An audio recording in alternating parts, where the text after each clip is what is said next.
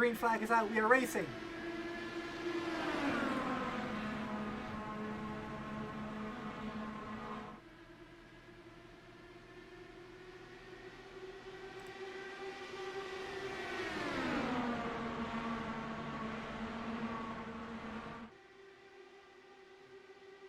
But apparently Orman and Olsen both want to lead, or they swap drafting, which it actually looks like as well. So they're trying to pull away from the cars behind.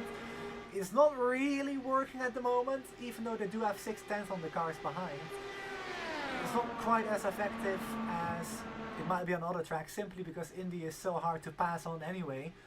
These two will swap the lead out in the front. Henry Bennett is also on the move for Powerslide Motorsports on the high side of Daniel Dinsdale. Gonna try to make that work, as Daniel has to get out of it because of the dirty air, and Henry with a very nice clean pass around the outside moves up into P9. Look at this, across the front stretch there's Alex Salmon and one of the red cars. I don't really know what happened here. I can't really tell who it is as well, but that's a violent one.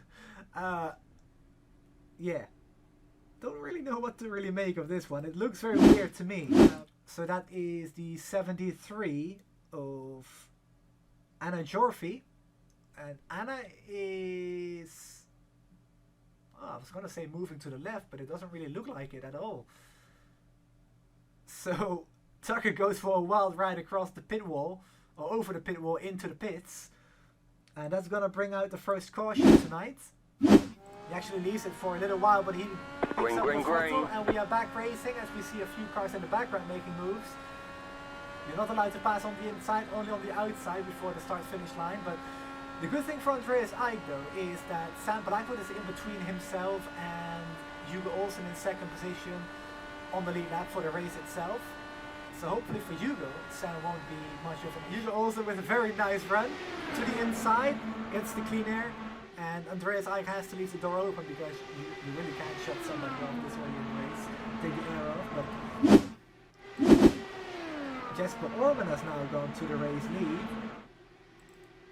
So bring up this pass as we try to keep up with the action, but Jesper with a huge run does the same move that Hugo just did the lap before, goes right to the inside line, and Sam really starting to struggle now with the dirty air. So Jesper Orman running out in front of Hugo Olsen, the pole sitter, drops to second. Henry Bennett, I just missed that, all the way up into the third position from Powerslide Motorsports into the podium paying positions at the moment. Of course, this is Indy, a podium doesn't really mean that much, but still, top 3 is pretty solid. And he was,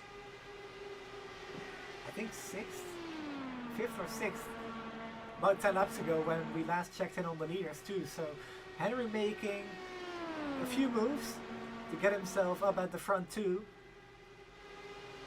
As we still have 20 cars running in.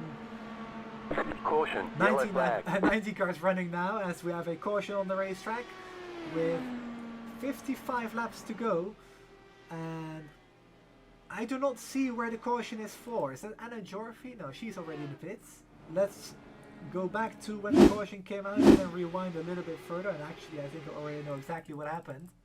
I knew it. So behind, I believe that's Connie Naslund.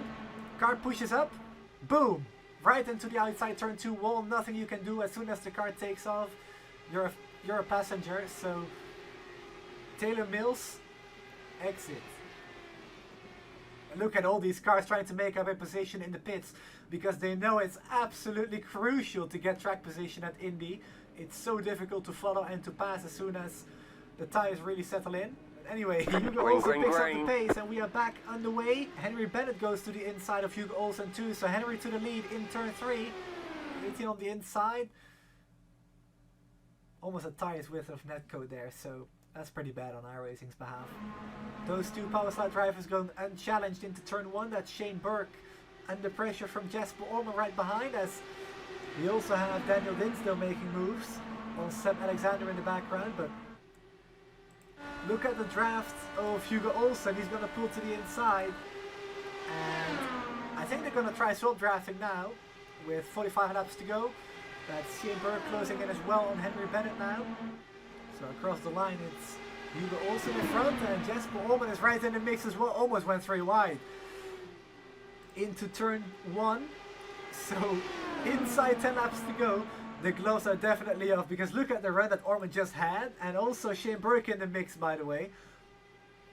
But 2 laps to go in the Vopsi.com Indianapolis 250, 10 miles left, and it's all between the power slide, boys. I don't think Orman or Burke really have anything left in the tank for those two.